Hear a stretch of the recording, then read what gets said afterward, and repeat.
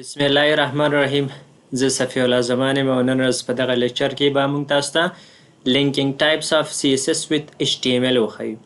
نو موږ په دې لیکچر کې به تاسو ته د CSS کنیکټ کول یا لینک کول د HTML فایل سره چې دا به څو ډیفرنٹ ټایپس باندې کیږي چې نن ورځ په هغې باندې به موږ خبرې کوو. نو راځو خپل درس ته. لومړی به موږ تاسو دومره ووایو چې تیر ورځ لیکچر کې موږ یوازې تاسو ته د CSS انټروډکشن کړی و. هغه هم تاسو ته معرفي کړی و چې CSS څه لپاره کارول کیږي، څه شی دی، وظیفه، دنده او فایدې څه شي دي. نو هغه ټول موږ تاسو ته د تیر ورځ په انټروډکشن لیکچر کې کړی و. نو نن راځو چې په دغه موضوع باندې تاسو ته تدریس وکړو. دغه لیکچر به زموږ په دغه موضوع باندې به وشي چې موږ څنګه کولی شو د CSS فایل د HTML فایل سره لینک کو او په څو طریقو کولی شو کوډ د CSS په HTML فایل کې ولیکو. نو راځو مخکې ځو خپل درس ته. دلته موږ سره چې دی که نه how to link CSS with HTML موږ سره په 3 ټایپس دي. دا موږ تاسو ته په تیر لیکچر کې ویلی وه، خو نن راځو چې دا نن موږ دلته عملي کوو. یو موږ سره انلاین CSS دی. انلاین CSS څه ته ویل کېږي او څنګه کولی شو دې نه کار واخلو. انلاین CSS په واسطه کولی شو چې موږ HTML ټیګ کې دننه د CSS ټیګ شروع کړو، د CSS کوډ پکې ولیکو تر څو هماغه ټیګ موږ ورسره ډیزاین کړو. یعنی مطلب د دې دا دی چې په دې انلاین CSS کې کولی شو یوازې هماغه یو ټیګ ټارګټ کړو او هماغه ته د هماغه کوډ په واسطه فقط هماغه ته موږ اسټایل ورکړو. نو راځو دا به تاسو ته موږ په دې ویډیو کې پریکټیکل دغه انلاین CSS وښیو چې څنګه کولی شو موږ یو HTML ټیګ دننه باندې CSS کوډ سټارټ کړو او هغې ته سټایل ورکړو. راځو اوس خپل VS کوډ خلاصو او په دې کې ما الریډي یو فایل اخیستی دی او دغه فایل مې دلته چې په پریویو کې هم ښودلی دی چې څنګه موږ دلته کوډ ولیکو او موږ ته پریویو دلته وښودل شي. نو راځو خپل کوډ سټارټ کوو د خیره او دغه فایل باندې خپل کار سټارټ کوو چې انلاین CSS څخه موږ څنګه استفاده کولی شو. نو دا زموږ د نن ورځ لیکچر دی.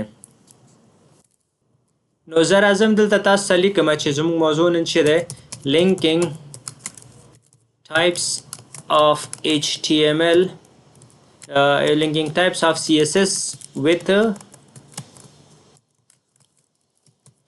HTML فایل دی که نه، دې سره به موږ څنګه کولی شو چې دا لینک کړو. صحیح ده، دا زموږ د نن ورځ موضوع ده. راځو نو په دې باندې پریکټیکل کار موږ ترسره کوو.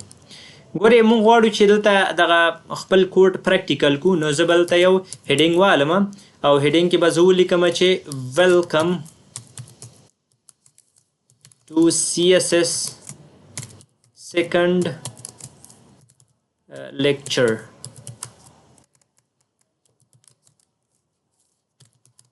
On linking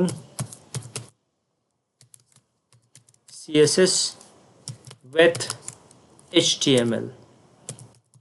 صحیح ده، دغه مې دې ته عنوان ورکړی دی هیډینګ کې. نو ګورئ زه راځم فردر دا لږ را دې خوا کوم ورته تر څو دا موږ ته په دې پریویو کې وښودل شي. صحیح ده، دلته به زه یو څه لږ نور هم اضافه وکړم.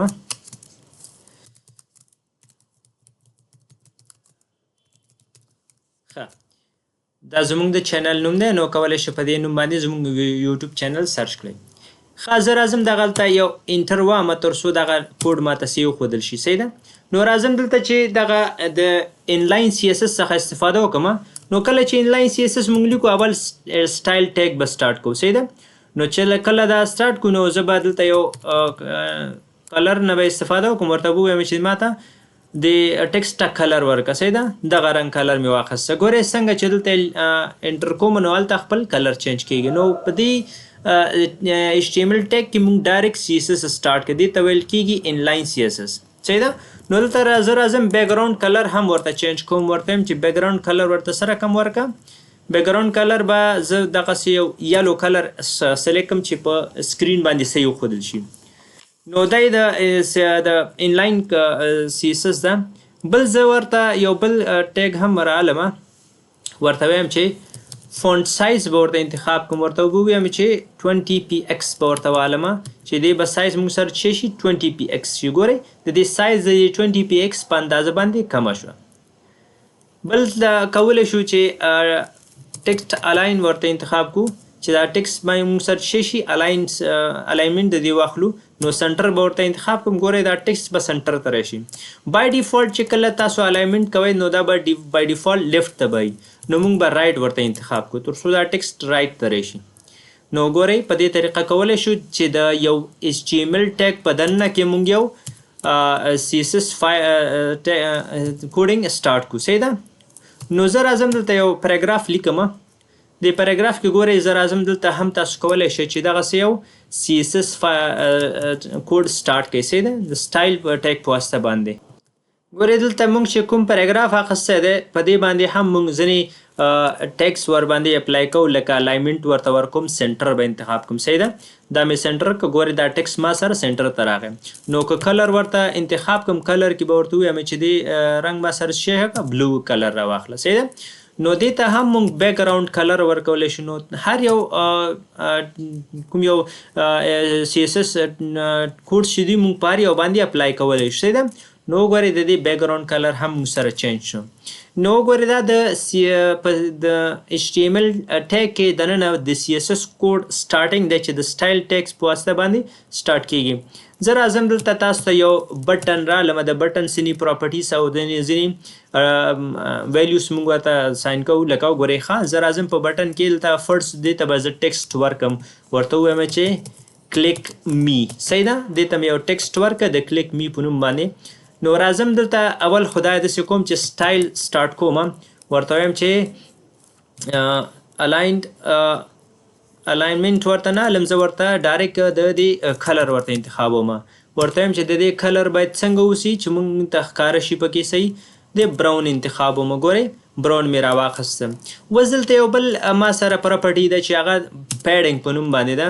پیډینګ په نوم باندې زه ورته وایم چې دا باید 30px 130 نو فقط 30px زه ورته انتخابوم چې دا باید د دې پیډینګ اوسي. پیډینګ د څه لپاره کارول کیږي؟ د دې لپاره چې دغه د کلیک می دا ټیکس او د دې بارډر ترمنځ باید څومره فاصله اوسي.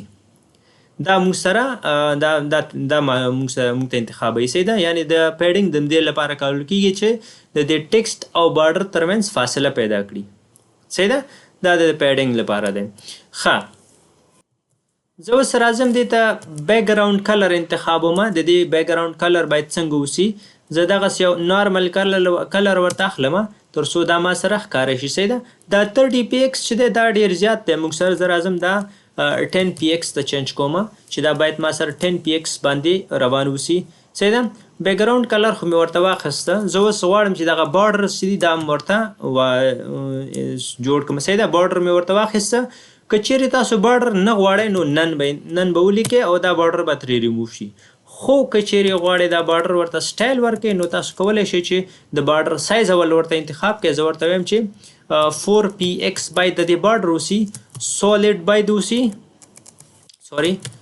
سالډ باید اوسي او دغه رنګ باید څنګه وي؟ دا باید بلیک وي. صحیح ده، یعنی بلیک وي. صحیح ده. که چیرې دغه بارډر دغه سایز چې دا 4px مونږ اخیستی دا کم اوسي نو تاسو کولی شئ دا زیات هم کړئ، 6px ته یې واړوئ. صحیح ده. نو ګورئ دلته ویلیو چینج شوه ښه 6px. ګورئ نو دې اندازه زیاته شوه. نو د بارډر په واسطه تاسو کولی شئ چې د دې بارډر ورته انتخاب کړئ. ښه دا اوس ځینې د بټن لپاره دا از اگزامپل دی، خو بیا دا موږ په ډیټیل سره په نور ویډیوګانو کې ویلی شو. صحیح ده. زه یو ایمیج رالمه، ما سره فولډر کې CSS په نوم باندې یو ایمیج دی. صحیح ده. نو راځئ دا خو ما واخیسته. ګورئ دغه ایمیج راغی. زه راځم په دغه ځای کې ورته یو څو BR ټیګ استعمالوم د HTML تر څو دغه ایمیج د بټن نه ماته لاندې راشي. صحیح ده، د دې بټن نه دا دی لاندې راغی. صحیح ده.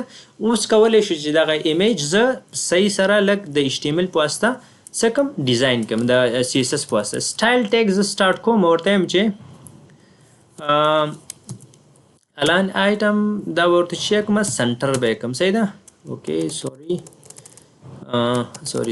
ښه زه راځم چې کوم یو مهمې دي هغه تاسو کاروم. سټایل مې سټارټ کړه. ګورئ ښه دې لپاره زه فقط دومره تاسو ته ویلی شم چې ویټ به د دې زه تاسو در معرفي کوم چې 300px ته تاسو کولی شئ دا 500 px هم انتخاب کړئ تر څو د ایمیج په څومره چې ستاسو ضرورت یې هغومره ورته کولی شئ انتخاب کړئ. زه ورته وایم چې 200 px صحیح ده، دا مې ویډ ورته انتخاب کړم. که چیرې زه راځم هایډ ورته انتخاب وم نو هغه به هم ورته داسې وایم چې تاسو 500 px واخلئ. تاسو کولی شئ 700 px واخلئ تر څو یې د سایز زیات واوسي. تاسو کولی شئ چې 800 px هم واخلئ. صحیح ده، ګورئ د سایز ورسره زیاتېږي هایټ. نو دا د دې لپاره دغه ځینې پراپرټیز دي چې موږ تاسو ته در معرفي کړه، لکه د HTML په ټیګ کې دننه موږ څنګه کولی شو چې یو CSS کوډ سټارټ کړو. دا و زموږ د نن ورځ درس چې په دغه لیکچر کې موږ یوازې تاسو ته د HTML په ټیګ کې د CSS کوډ سټارټینګ چې هغې ته موږ انلاین CSS هم ویلی شو. نو دا اوس د نن ورځ درس چې تاسو ته موږ در وړاندې کړم. نو هیله ده چې تاسو ترې ډېر څه زده کړئ، د خپل ملګرو سره شریک کړئ، زموږ ویډیوګانې ځان سره لایک او زموږ چینل ځان سره سبسکرایب کړئ. راځئ زموږ د چینل څخه لیدنه وکړئ چې دا زموږ د یوټیوب چینل ده. کولی شئ زموږ ویډیوګانې پکې وګورئ او خپل ملګرو سره شریک کړئ تر څو هغوی هم ترې څه زده کړي. زموږ چینل حتمي او لازمي ځان سره سبسکرایب کړئ. دا د زموږ سره د CSS هغه پلیلیست چې ستاسو لپاره موږ سټارټ کړی دی. د HTML څخه وروسته موږ سره دا د CSS هغه پلیلیست دی چې په تیر HTML پلیلیست کې موږ تاسو ته یو مینی پروجیکټ هم کړی ده چې هغه پروجیکټ تاسو کولی شئ د HTML په پلیلیست کې وګورئ چې هغه پروجیکټ تاسو ته موږ په ډېر لنډ وخت کې او په کمو ویډیوګانو کې ترسره کړی دی چې 15 ویډیوګانې پرلپسې موږ اپلوډ کړي تاسو ته. بل دا موږ سره زموږ د فیسبوک پیج دی چې په خپل فیسبوک پیج کې موږ تاسو ته اپډیټس درکو.